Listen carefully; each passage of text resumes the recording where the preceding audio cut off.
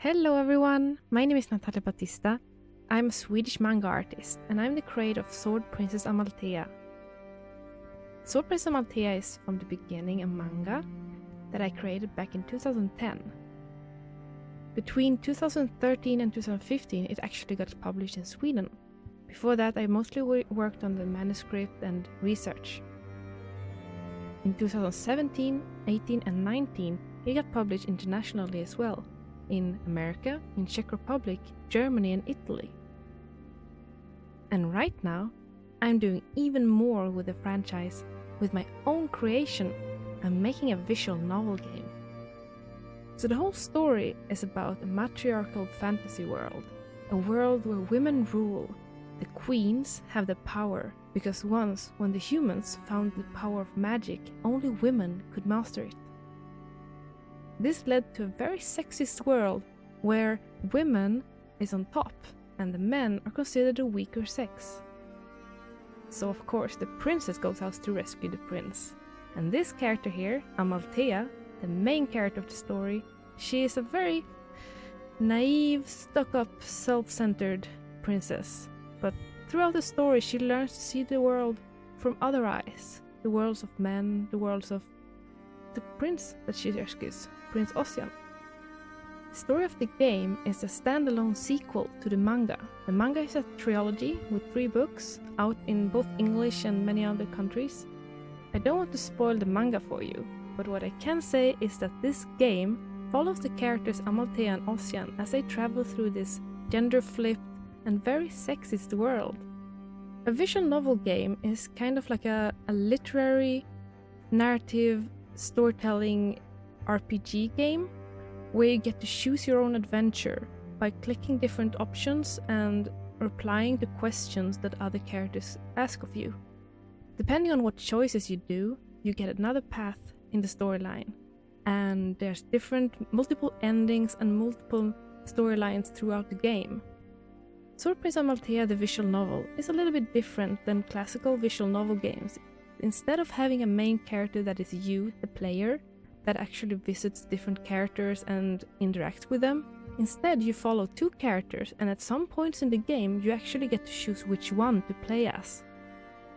This makes the game even more interesting to play over and over, because every time you can choose different paths and you can actually also choose different characters.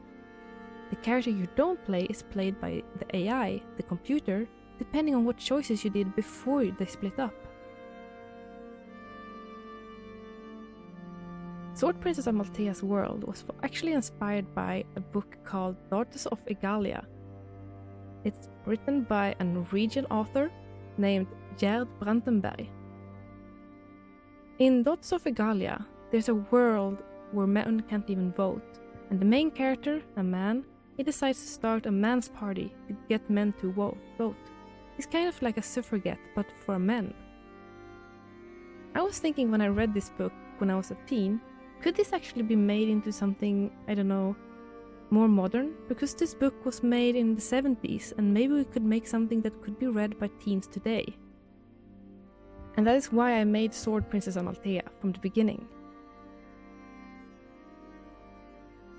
I was also very inspired by fantasy genres and mangas overall, and especially the tropes you can find in them. Tropes are like cliches or stereotypes. Some of them are good and fun, and some can be very frustrating. Like, for example, have you noticed that in a lot of fantasy movies, the men can be unshaved and brutal and very, natural in how they don't take care of their looks, but women always look so perfect. Even though they stay out in the woods all the time, they still shave their legs. I don't understand that. That's really weird.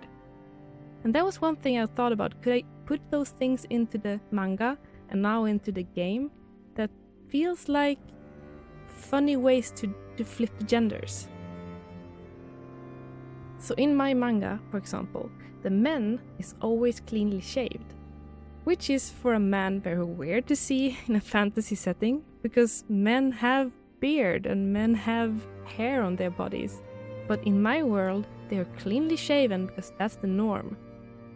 And that's exactly what I feel when I see fantasy movies where girls have to be cleanly shaven all the time. We also have body hair, you know?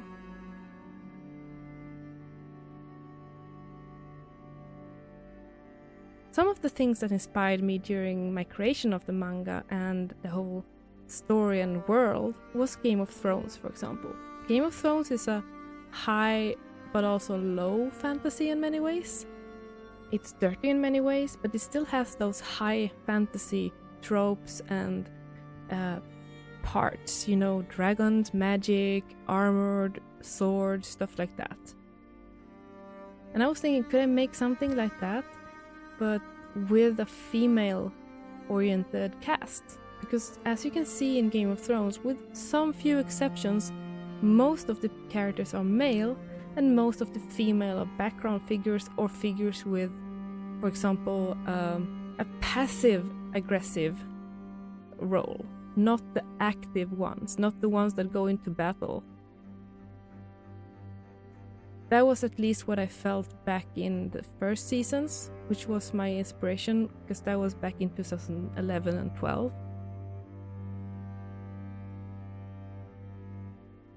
Another thing that inspired me to this character designs was also Alexander McQueen's Fall collection of 2010.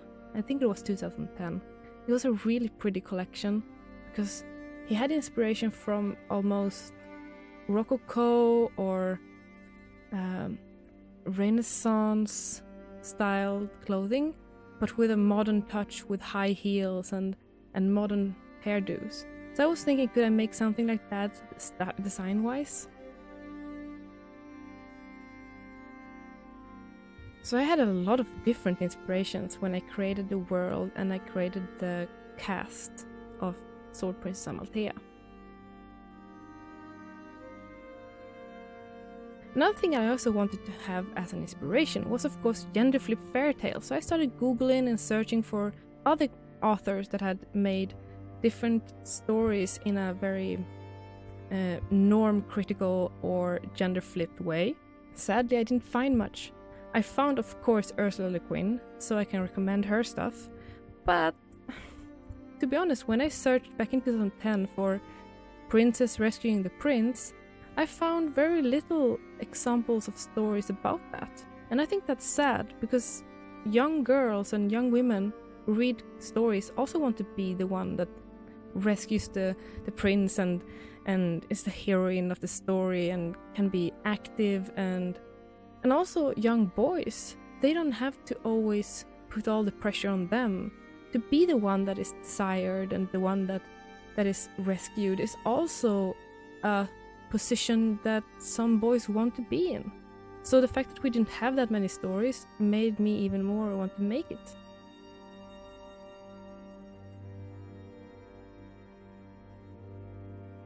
In this visual novel, as I said, it's a sequel to the manga, so the story that is in the manga is one part of the world, and this is another part of the world.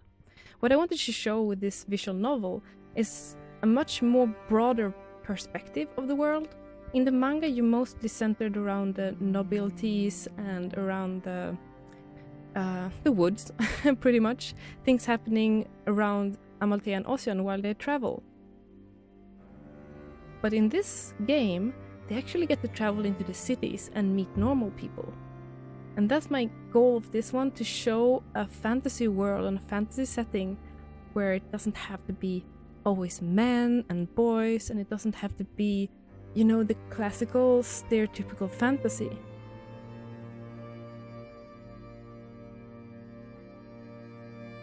Another thing that I dislike with a lot of traditional fantasy genre and books is, for example, Tolkien and there's reason to that. J.R.R. Tolkien, who made Lord of the Rings, have a very post-colonial view of, or his fantasy worlds is very post-colonial. And in that I mean that the characters, their skin colors and their ethnicities is very segregated. They don't live together, they don't mix. The whole idea of dwarves and elves and the fact that they can't mix is very segregationalist. And I don't think that's very fresh and modern. In this day and age, we need fantasy movies and fantasy stories that actually include people and mix people and show that just because you have a different skin color doesn't mean you have to be an ethnic group or a religious sect or a slave. That's usually very post-colonial way to look at fantasy. And I think fantasy of today is much more interesting when you mix up and you try to turn the whole thing upside down and do it in a new way.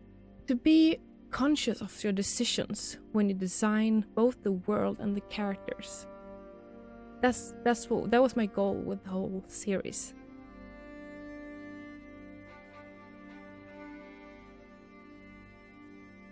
Right now, I'm actually doing a crowdfunding campaign for this visual novel game. That's why I'm doing this picture. It's a promo pic for the crowdfunding campaign. This is actually my 6th crowdfunding campaign. I've done some crowdfundings on my own, but it was a long time ago. And that was in 2014, so it was a different time. Money wasn't so big in crowdfunding. It was a fun start though. And then I did one in 2015, another one in 2017, and 19, I think one more in 2015, and now this one. So I've pretty much traveled through the crowdfunding history, because it's not that old. And doing crowdfundings it's a very new way, but a very fun and learning experience. Because as a creator, doing a crowdfunding campaign is pretty much the essence of promotion. You have to do everything. You have to think about advertisement. You have to think about reaching audiences, reaching your followers, and reaching beyond that. I think a crowdfunding is not so much about getting support money-wise, it's more about promotion actually. And that's why I love crowdfunding, because it's 2 in 1. You both do a lot of promotion and get your information out there about your project, but you also get some support. And the greatest thing about the support is the fact that people get to be part of your project. I really love that about crowdfundings. So I have a lot of followers that, like, when I have a crowdfunding campaign, they're not so much like considering awards. They are more of like they want to support the project, and they think, how much would I like to support the projects? The last crowdfunding campaign I did was for Sword Princess Amaltea's the Swedish collection, the Swedish collected edition, which was a 600-page thick hardcover pretty book with gold on the cover and everything.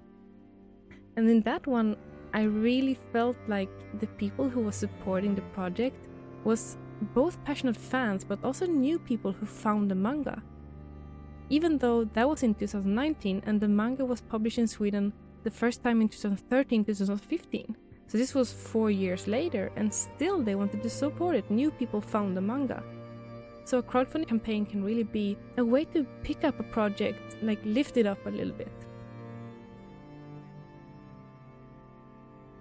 But you have to do it right. So the focus really is on marketing. To do a lot of fun ways to market. Sure, you can put a lot of money on Facebook ads, but I don't think that's the most, like, there is a reason to it. So I think there is value in doing that, but there's also a lot of value in doing other kinds of promotion. For example, I do a lot of live streams now. I've started live streaming. I both live stream with Tokyopop, which is the publisher of the American version of the manga. So they published it in 2018, the 3 books. And now, every other Wednesday, I actually do live streams with them where I teach manga, together with one of the editors there. And during those live streams, I get to talk to you, to people who are creators and also want to make manga and want to be able to create a world and characters that can go beyond the manga world. And that's what I made with Sword Princess Amaltea. It's not just a manga that I drew from page 1 to 520, I think. I think that's how long it is. It's really long. it's not just that. It's not just those pages. I've tried to make much more out of it. After I finished the third book in Sweden, I actually got the chance to make a pen and paper RPG book. Like, you know, these kind of old school books, Dungeons and Dragons kind of style. You roll the die and things happen. That kind of RPG. So we made the whole book, me and another guy he wrote all the rules, and I wrote all the flavor for the world, and we created Sword Princess, the RPG book. In this game, the visual novel game, a lot of the things from the RPG book comes back, because I used some of the ideas that I created in the book to create storyline in this game. I really wish that at some point I can translate the whole RPG book into English as well, but that might be another Kickstarter or another crowdfunding campaign, because that's a lot of work. In this crowdfunding campaign that we're doing for this game, we aim to get to different stretch goal levels to be able to fund things for the game. For example, partially or fully voiced. That would be really, really cool. We have contact with an American studio that works with voice actors. If we do partially voiced, all the dialogue but not the inner monologues will be voiced. If we reach fully voiced, we will also pay for all the inner monologue to be voiced, and that would be massive, because I think there's a lot of people who have trouble reading, and then a visual novel can actually be helpful. If someone is reading in the text and you actually see the text on the screen at the same time, that's a learning experience that's really good for young people. And this game is aimed towards 10 years and up, so there's a lot of, I think, young people who could use this game for learning. Another stretch goal that I'm really, really excited about is the fact that I'm promising to make the intro animated in anime style. I haven't worked that much with anime before, but I really would like to make an anime intro. So that is a goal I really hope we can reach. Also, a Japanese translation would be really cool, because visual novels is a game genre that started in Japan, so we would open up to a whole new audience if we could have it in Japanese as well. In the description below in the video you can find the link to the campaign, and I really urge you to go there, check it out and see what you can, if you want to support it maybe. Or if you could send it to someone that you think would like to support it, so who likes games or visual novels. There's actually some reward tiers in the campaign that makes you become one of the characters in the game. There's a bunch of characters that Amaltea and Ossian will meet, and I haven't decided yet on how they look. So I thought that would be really cool if the backers could be the characters. And there's even rewards where you can become a character with voice if you have the professional equipment.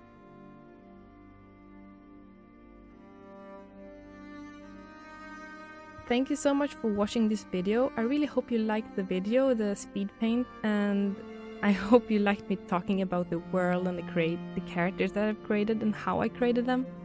I think it's really fun to talk about, and I also think we should talk more about how we create the stuff. Not only how we draw and which tools we use, but also what do we think about when we create the world and the characters.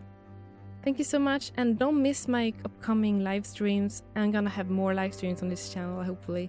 I really like doing live streams nowadays, so I'm gonna do more. Thank you. Bye.